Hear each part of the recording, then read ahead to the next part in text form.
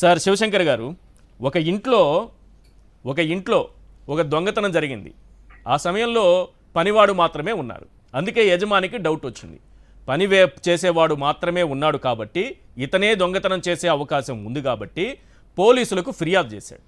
ఫిర్యాదు చేస్తే పోలీసులు ఏం చేయాలి? అతన్ని తీసుకెళ్ళి విచారించాలి.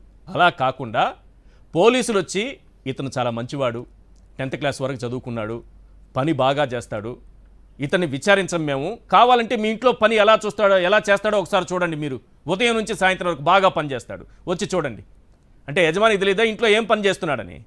ఇప్పుడు ఈసీ చేస్తోంది కూడా ఇదే, మాక్ పోలింగ్ నిర్వహిస్తాం చూడండి అంటాడు. అయ్యా దొంగతనం జరిగింది అంటే ఇక్కడ అనుమానం ఏంటి? దొంగ పోలీసు ఒకటైపోయారని. ఆ కేసులో మరి ఈ కేసులో కూడా అదే జరిగి ఉండకూడదని మనం ఎందుకు అనుకోకూడదు? అదే జరిగి ఉండొచ్చు కదా. ఏం చెప్తారు? ఎందుకు ఈసీ భయపడుతోంది వెరిఫికేషన్ అనగానే?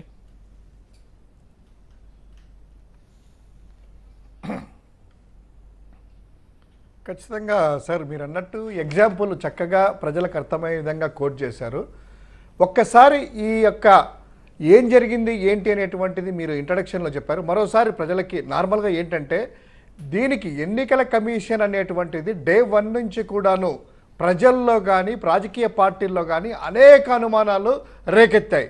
వాటిని క్లారిటీ చేయాల్సినటువంటి బాధ్యత అటానమస్ బాడీగా, ఇండిపెండెంట్ బాడీగా ఎన్నికల కమిషన్కి పూర్తిగా ఉంది. పారదర్శకంగా స్వేచ్ఛగా ఎన్నికలు జరిపించేందుకే ఈ యొక్క భారత రాజ్యాంగము, ఈ యొక్క ప్రజలు సమిష్టి భాగంగా ఏర్పడినటువంటి వ్యవస్థే ఎన్నికల కమిషను. ఈ ఎన్నికల కమిషన్ సార్ మొదటి నుంచి చూసుకున్నట్లయితే ఎన్నికలు జరగక ముందు నుంచే అనేక అనుమానాలు, ఎన్నికలు అయిన తర్వాత అనేక అనుమానాలు. ఆంధ్రప్రదేశ్లో ఎస్పెషల్గా ఎన్నికల కమిషన్ చేసినటువంటి వికృత చేష్టలు పూర్తిగా ప్రజాస్వామ్యాన్ని కూని చేసే విధంగా ఉన్నాయి.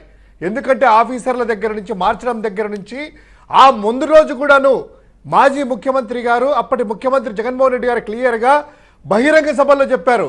ఈ యొక్క ధోరణి చూస్తూ ఉంటే ప్రజాస్వామ్యబద్ధంగా ఎన్నికలు జరిగే విధంగా లేవు అని పదే పదే మీటింగుల్లో చెప్తా వచ్చారు.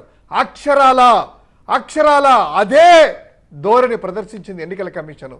ఈవెన్ ఎన్నికలు అయిపోయిన తర్వాత కూడా కౌంటింగ్కు ముందు 2 రోజులు కూడా ఎటువంటి డ్రామాలు చూశారు. ముందు పోస్టల్ బ్యాలెట్ ఎంచాలంటారు, తర్వాత ఎన్నికల్లో ఈవీఎంలు ఎంచాలంటారు. అంటే రాష్ట్రమంతా, దేశమంతా ఒక విధమైతే ఆంధ్రప్రదేశ్ ఒక విధంగా ఈ యొక్క వాళ్ళ యొక్క చేష్టలు ఆ విధంగా ఉన్నాయి. తర్వాత సార్ ఇక్కడ ఎలక్ట్రానిక్ మిషన్స్ అనేటువంటివి 2 కంపెనీలు మ్యానుఫ్యాక్చర్ చేస్తున్నాయి. BEL, Bharat electronics limited, and ECIL. కానీ ఈ బిఈఎల్ సంబంధించిన వాటిలో ఈరోజు ఆదోనికి సంబంధించినట్టు ఎమ్మెల్యేగా ఎన్నికైనటువంటి పార్థసారథి, బీజేపీకి సంబంధించిన వ్యక్తి ఈ యొక్క బిఈఎల్లో డైరెక్టర్గా ఉన్నాడు. అది ఒకటి మనం అబ్జర్వ్ చేయాల్సినటువంటి పాయింట్. రెండవది, ఎన్నికలు అయిన తర్వాత కానీ అంతకు ముందు కానీ చూసినట్లయితే ఈ ఎలక్షన్ సంబంధించింది అనేకమైనటువంటి సంస్థలు క్షుణ్ణంగా పరిశీలించేసేసి అబ్జర్వ్ చేసేసి ఏంటి అనేటువంటి అబ్జర్వేషన్ చెప్తా ఉంటుంది. వాటి ఎన్నికల కమిషను టీఎన్ శేషన్ ఉన్నప్పుడు క్లియర్గా పాటించే వాళ్ళు, పారదర్శకంగా ఉండేది. తర్వాత విడిఎఫ్ అనేటువంటి సంస్థ, తర్వాత ఏడిఆర్ అనేటువంటి సంస్థ, తర్వాత సాక్షాత్తు ప్రజెంట్ దాదాపు నెంబర్ 2 ఆర్ నెంబర్ 3లో ఉన్నటువంటి నిర్మలా సీతారామన్ గారు, ఆర్థిక శాఖ మంత్రివర్యుల యొక్క భర్త గారే పరకాల ప్రభాకర్ గారు క్లియర్ కట్గా ఏం జరిగింది, 12.5% వరకు ఓట్లు ఎక్సెస్గా వచ్చాయి. ఆంధ్రప్రదేశ్ అంటే నా రాష్ట్రంలో అంటే అతను చెప్పడం, ఆంధ్రప్రదేశ్లో దాదాపు 12.5% ఓట్ల వరకు అధికంగా తారుమారయ్యాయి, ఎక్కువగా వచ్చాయి అనేటువంటి చెప్పారు. అదేవిధంగా 79 లోక్సభ ఎన్నికల్లో ఇదంతా జరిగింది. ఎక్కువ పోలింగ్ అనేటువంటిది జరిగిన దానికంటే ఎక్కువ ఆ యొక్క సంఖ్య చూపిస్తూ ఉందని.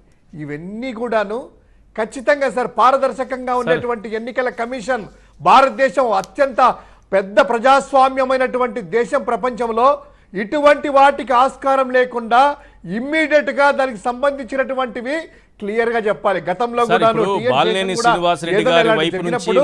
ఆల్ పార్టీ మీటింగ్స్ పిలిచి టెక్నికల్ ఎక్స్పర్టైజ్ని పిలిచి ఎవరు కానీ బాలినేని శ్రీనివాసరెడ్డి గారి వైపు నుంచి మాట్లాడాల్సిన అవసరం లేదు. ఎందుకంటే గెలిచినటువంటి కూటమి ఉంది కదా, లేకపోతే టీడీపీ ఉంది కదా, వాళ్ళు నిజాయితీ నిరూపించుకోవాల్సిన అవసరం వాళ్ళకు ఉందా లేదా? ఇన్ని అనుమానాలు మీ పైన వచ్చినప్పుడు, ఇన్ని మచ్చలు కనిపిస్తున్నప్పుడు, ఇన్ని డొంకదారులు కనిపిస్తున్నప్పుడు, ఇన్ని నాటకాలు మీరు ఆడుతున్నప్పుడు, ఈసీ కూడా చెప్పిన మాట, సుప్రీంకోర్టు చెప్పిన మాటను కూడా ఖాతరు చేయకుండా సొంతంగా ఏవో ప్రొసీజర్స్ అంటూ అవి ఇవి తీసుకొచ్చి మార్చేస్తూ ఉంటే చంద్రబాబు నాయుడు గారు డిమాండ్ చేయాల్సిన అవసరం ఉందా లేదా?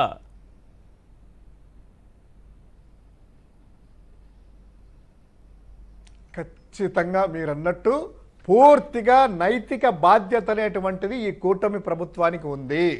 వాళ్ళు కూటమి ప్రభుత్వానికి నైతికత అనేటువంటి మాట కూడా మనం వాడాల్సిన అవసరం లేదు. ఎందుకంటే ఈవీఎంల ద్వారానే గెలిచారు అనేటువంటిది అనేకమైన అనుమానాలు ప్రజలందరికీ ఉన్నాయి.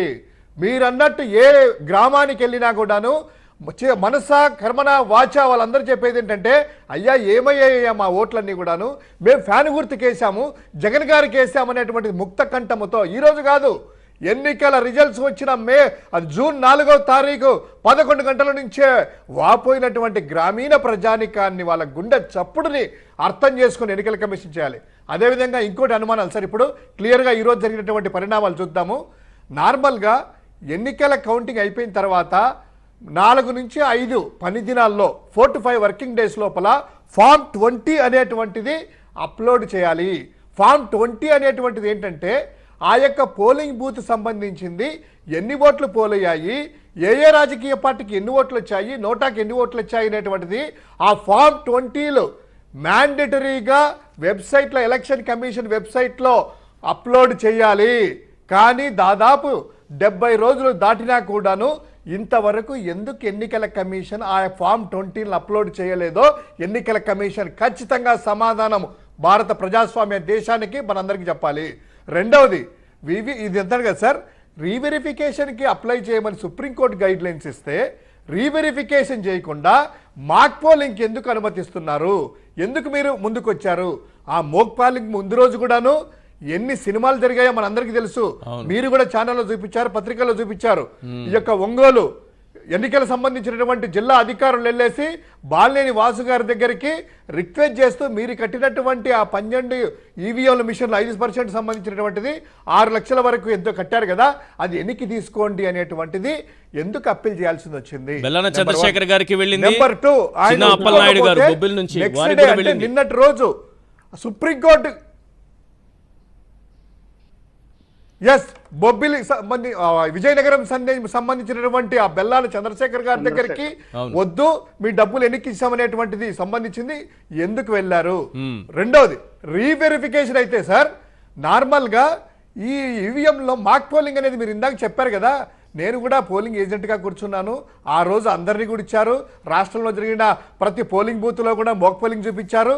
మాక్ పోలింగ్లో ఏమవుతుంది, బటన్ నొక్కారా, ఫ్యాన్కి నొక్కారా, నొక్కండి, ఇవి ప్యాడ్ వచ్చింది కదా, సంతకాలు పెట్టండి, 50 అయ్యాయా, ఈ పార్టీకి ఎన్ని వచ్చాయా అని అందరి ఏజెంట్ల దగ్గర సంతకాలు పెట్టించుకున్నారు. దానికి సంబంధించింది ఎవరికీ లేదు. కానీ దాని తర్వాత జరిగినటువంటి స్ట్రాంగ్ రూముల్లో జరిగినటువంటి మతలబే ఎలక్ట్రానిక్ డివైస్ అనేటువంటిది ఏదైనా మొబైల్ ఛార్జింగ్ కావచ్చు, టీవీ కావచ్చు, ల్యాప్టాప్ కావచ్చు, కంప్యూటర్ కావచ్చు, ఈవెన్ ఏదైనా కూడాను ఛార్జింగ్ అనేటువంటిది స్టిప్యులేటెడ్ టైం ఉంటుంది. అది 24 గంటల 48 గంటల లాంగ్ రన్లో డ్యూరేషన్ ఎంతనే ఉంటుంది. కానీ ఇక్కడ ఓటింగ్ అయిన తర్వాత వాళ్ళందరూ చూపించారు, ఎవరు కౌంట్ వచ్చినటువంటి ప్రిసైడింగ్ ఆఫీసరు పీఓలు చూపించారు, అన్న బ్యాటరీ చూడండి 64% ఉంది కదా, 62% ఉంది కదా అని. కానీ దాన్ని స్ట్రాంగ్ రూమ్ లోకి వెళ్ళిన తర్వాత 23 రోజుల తర్వాత దాన్ని ఓపెన్ చేస్తే 62% 99% ఎలా వెళ్తుందండి? దాంట్లో కేవలం సోలార్ కనెక్టివిటీ పెట్టారా? లేదే. దానికి బ్యాటరీలు పెట్టారా? లేదే. దానికి ఛార్జింగ్ ఏమన్నా ఈ యొక్క మ్యానిపులేట్ చేయడానికి మీరేమన్నా స్ట్రాంగ్ రూమ్ లో తర్వాత మీకు కంట్రోల్ తీసుకొని వర్చువల్ గా ఏమన్నా చేశారా అనే అనుమానాలు రాష్ట్ర ప్రజలందరికీ ఉంది, మాకు కూడా ఉంది. దీన్ని ఎవరు నివృత్తి చేయాలి? Election commission.